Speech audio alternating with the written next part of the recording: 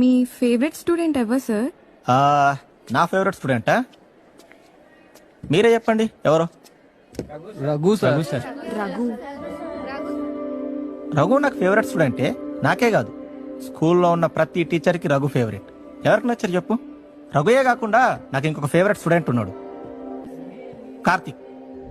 Sir yes, Karthik నా favourite student.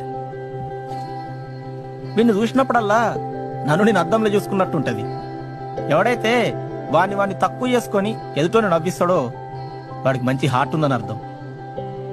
అదే ఎదుటోని ఏడిపించి నవ్విస్తే అది తప్పు. వీడెప్పుడు అట్లా చేయలేదు.